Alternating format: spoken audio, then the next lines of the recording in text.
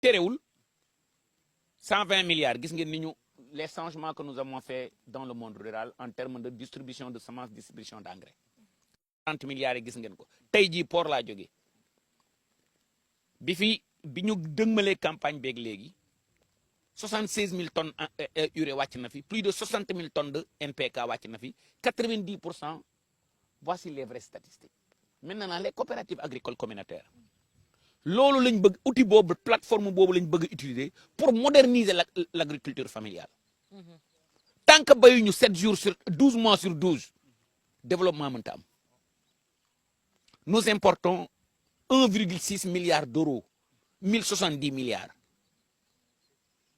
pour ñu produire loolu localement il faut ñu tëggaan mbay mi teraanga boo gis da nga koy benn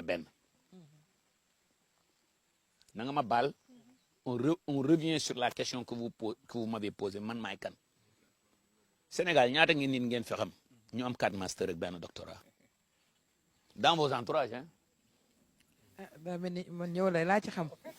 d'accord. man loolu moo tax ma xawoon jaaxle bu ñu la seppee si ñi nga xamante ne ñoom amaana mooy le tandem Sonko Diomaye xam nañ leen mais yow mi nga xamante ni nga ni mosuloon am lenn lu leen lii ñu mën seppi la si ñooñu. Diomaye mosuma ko nuyu premier conseil des ministres laa ko nuyu. pour vous dire que ne son excellence président de la République premier ministre bi ñu bëgg réew mi lañ. priorité réew mi lañ def au devant de tout. maintenant je reviens sur votre question madame. Moi, j'ai investi tout le fruit de mon travail professionnel. Et vous avez vu, vous l'avez entendu vous-même. 2 ans en Italie, 6 ans en Allemagne, 7 ans à Londres, 7 ans en Afrique, 6 ans en Afrique du Sud, 4 ans au Kenya, 4 ans à l'île Maurice, 4 ans au Togo. Donc, du man yàlla bàyyiwuma professionnellement. Mais quand je suis revenu pour investir ci agriculture et élevage, dama xool bu baax. lan mooy doxal affaire yi ma ne il faut le faire professionnellement il faut mbay mi ak càmm gi ànd ak xam-xam il faut nga bay 12 mois sur 12 su ma résumé coopérative agricole communautaire yi nga xam ne son excellence président de la République ak premier ministre bi moom lañ may jàppale pour ma def dama bëgg fépp fu 500 dans les 525 communes rurales du Sénégal yàlla dimbali ñu ba ñu ban faa def des fermes de 300 400 500 hectares am na forage am na bassin am na serre am na goutte à goutte am na pivot formé nañ petit agriculteur bi ba mu mën a bay 12 mois sur 12 ba mu mën a xam nañ la ñuy bayee xam nga ni maam yi daan bayee ak ni mbayu gis nga fii gis nga ni mu mel non gis nga bion yi ni mu mel gis nga ni ñu jëmbatee kaani gi nii. dëgg la kii daf lay jox plus de 50 tonnes à l'hectare sur l'année kaani dana toll foo xam ne 300 francs le kilo bi di jar mais dana toll foo xam ne suñ ne suba la màggal wala ginnaaw suba la màggal 4700 lay jar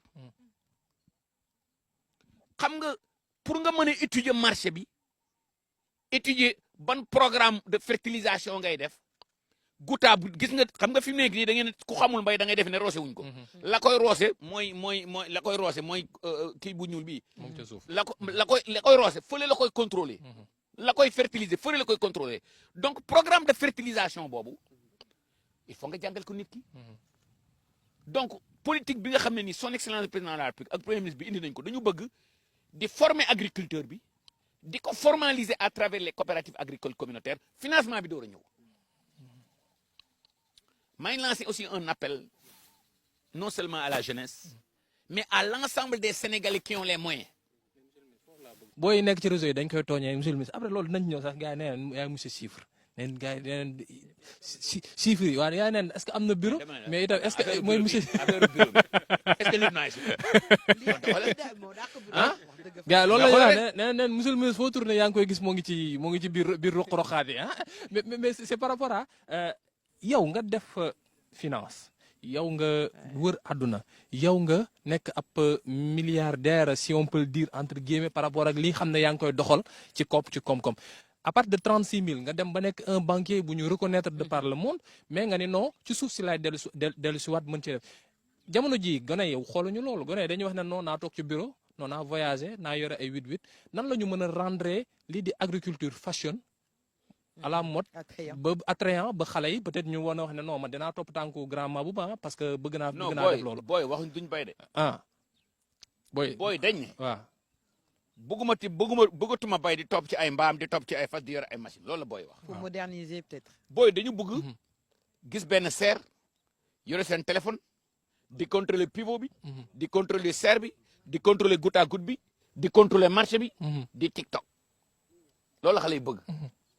léegi nag peut-être. mais loolu est-ce que yow mën a gum ngeen leen ko jox fi mu toll nii. non mais xoolal dinaa woo après Babacar. xam nga fii nekkagul yooyu yëpp. waaw. mais ci juróomi at. nga ciy def un chiffre d'affaires de 1 milliard 400. def ko ñaari yoon ñetti yoon nga gis. 1 milliard 400 de chiffre d'affaires jàppal ne peut-être 20% bi 30% marché la c'est 200 millions divisé ko par 12 da nga ñëwee ministre da nga ñëwee ingénieur da nga ñëwee professeur. parce que su réew yi demee këng mooy ñaata ngay am sa poche weer bu dee. est-ce que mën nga yóbbu sa doom école bu baax est-ce que mën nga faj sa soxla waajur sa soxla mbokk est-ce que tu peux être utile est-ce que mën nga yóbbu sa jabar vacances n'est-ce pas loolu mooy réussite mën naa ne mais su loolu su la ko tool mënee may mais da nga faale ingénieur wala da nga faale ministre. oui. Justement, monsieur le ministre, peut-être rebondir ces questions Hassana bi alors secteur boo xamante ne peut-être jeunes yi amuñ ci benn image peut-être bu claire boo xamante ne lan la leen mën a dëggantaan indil ñu ngi gis peut-être que image bi nga xamante ne mooy lu contraignant lu metti même si da nga war a def lu metti pour am lu bëri alors aujourd'hui lan la agriculture mën a indil concrètement ak lan la indil yow mi toog. bon d'abord commencer par une ferme. Il y a en décembre 2019 en juillet 2025 nga nekk parmi les 3 premiers producteurs de poulet de chair au Sénégal alhamdulillah mais da ngay xool lan moo lal loolu xam wax naa la fi ma jaar professionnellement si vous voyez aujourd'hui dans le monde à part les nouvelles technologies les gros milliardaires c'est des agriculteurs. Le marché mondial des semences, c'est plus de 80 milliards d'euros. Pour montrer l'opportunité bi am agriculture, waxuma la dara suñu diggante ñun ak France. Xam nga Sénégal dafa nekk benn fenêtre d'exportation boo xam ni gisoo ren bi soble bi bëree ba bëri gars yóbbu nañu ko Espagne opportunité yooyu ñoo fi nekk te après su ma woowee les jeunes là bi ñu nekkal fii di nga ko gis. dafay exporter Canada dafay exporter France période de paiement bi te fi lañ ko defaree maintenant li xale yi defaree mooy cette histoire de toog muy dox laa wala xaalis dañ koy lijjanti wala teraanga dañ koy lijjanti il faut que ça cesse. déconstruire tout cela. tey jii parce que tubaab bi loo produit booy dugal seen dëkk dafa war a am benn norme bu mu am xool leen produit bi. ni mel c'est bien fait ou pas te fii lañ ko defaree fii lañ ko bayee donc pour vous dire que il faut ñu professionnaliser le secteur agricole et le secteur de l'élevage te man gëm naa ne je commence à voir des jeunes ingénieurs agronomes des jeunes éleveurs des femmes des jeunes peut-être loxo jotul ginnaaw mais ils sont sur le bon chemin. Maintenant, les coopératives agricoles communautaires, ñuy bëgg nga xam ne day nekk des fermes agroécologiques élevage am ci maraîchage am ci arboriculture am ci pisciculture am ci aviculture am ci loolu soo ko boolee su yàggee rek loxo jot gannaaw. monsieur le ministre xam naa tey ak climat bi nii suñu joxoon café Touba ataaya ou bien bisaab bu lay gënal. café Touba bi. mais ki sant Fall daf may sànni xeer kon. donc dinañ la commander café Touba léegi incha allah monsieur le ministre tey sa parcours c'est inspirant mais ndax sa jaar-jaar amoo ci lenn nga dog dem ba benn moment de doute yoo xamante ne léegi de moom jaagatu ko wala yenn loo xamante ne tey daf la découragé loo. wala nga dem benn instant nga fii moom amatuma espoir ou bien si fekkee am nga modèle kan la woon. D'abord une bonne question man dama redoubler 6e lycée ah bon ak nu mu yombee. ak ni mu yombee. Je vais te dire quelque chose que vous n'allez pas croire. dem naa ba CM1 mënuma lire école 9. sa enseignement moo non baax non woon xam nga doomu aadama bu nekk ak jaar-jaaram. Après j'ai traversé des moments surtout à Kaolack bi ma investir dans une usine d'huile c'était la première fois que j'ai investi au Sénégal benn montant yu mag yi j'ai perdu 250 millions. ñenn ñi naan la woy da nga waroon yem ci banque bi da nga bëggee da nga patati da nga patata mais adduna damay wax suma ma ne yàlla baax na baaxaay boo xam ne soo bëggee lu baax moom moo ko eggali. noo dundee guddi boobu ba nga perte 250 non millions. xam nga du nekk benn guddi. parce que jamono ji gars yi dañ leex ne la non ma boo man su ma perte benn 100 000 rek problème la ah su ma laag nag. waaw mais 250 xam nga millions boobu d'investissement.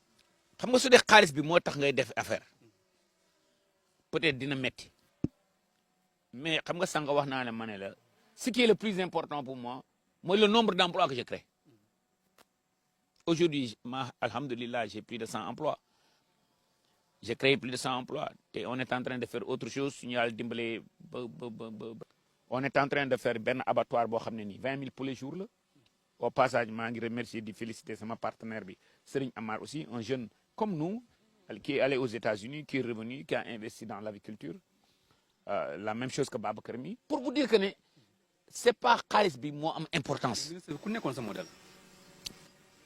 Professeur Mary Teuw Niane